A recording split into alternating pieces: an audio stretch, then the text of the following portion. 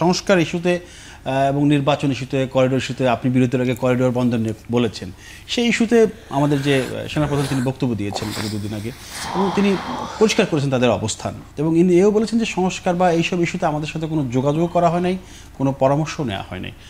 বন্দর এবং করিডোর ইস্যুতে উনি ওনার বক্তব্য পরিষ্কার করেছেন। দেখেন, সেনাপ্রধান ওনার মানে বিভিন্ন মানে উচ্চপদস্থ সেনা সদস্যদের নিয়ে যে মিটিংটা করেছেন দরবারে, এটার ব্যাপারে কিন্তু কোনো মানে অফিসিয়াল কোনো ডকুমেন্ট কিন্তু আমরা কেউ পাইনি। হ্যাঁ, বাট সাংবাদিকরা যেভাবে করেন বিভিন্ন সোর্সের মাধ্যমে, সেভাবে ওটা বাইরে চলে আসছে এবং বিভিন্ন মিডিয়াতে এটা নিয়ে লেখালেখি হয়েছে এবং সেনা মানে সদর থেকেও এটার ব্যাপারে কোনো আপত্তিও আসে নাই।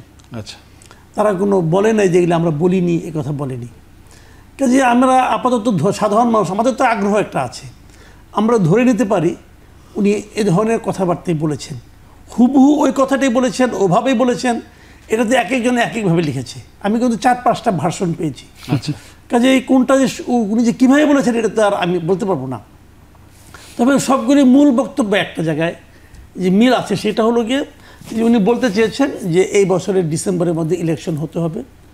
উনি বলতে চেয়েছেন যে আপনার করিডোর দেওয়া নিয়ে ওনার আপত্তি, মানে ওনাদের আপত্তি, এবং উনি বলতে চেয়েছেন যে মব ভায়োলেন্সটাকে একদম বন্ধ করতে হবে।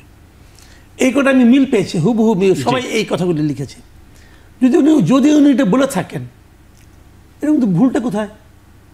আমি তো মনে করি এই 3টা কথাই এদেশের সাধারণ মানুষের কথা।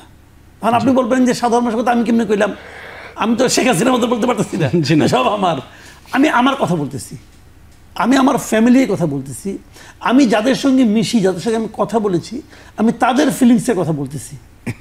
এই 3টা কথা আমাদের সবার কথা। আমরাও চাই নির্বাচন ডিসেম্বরের মধ্যে হয়ে যাক, এবং ডিসেম্বরের মধ্যে না হলে মানে হলে পরে দেশ একদম ক্ষতিগ্রস্ত হয়ে যাবে এটা মনে করি না। ডিসেম্বরের মধ্যে না হলে ক্ষতির সম্ভাবনা বেশি। যে কথাটা অসীম ভাই বলেন, খুব দারুণ কথা বলছেন, কিন্তু যে উনি তো নিজেই বলেছেন যে কম সংস্কার হলে ডিসেম্বর, বেশি সংস্কার হলে জুন মাস। আচ্ছা, আপনি আমাকে বলেন তো বাংলাদেশে কোন পলিটিক্যাল পার্টিটা এ পর্যন্ত বলেছে যে আমরা বেশি সংস্কার চাই? কে বলছে?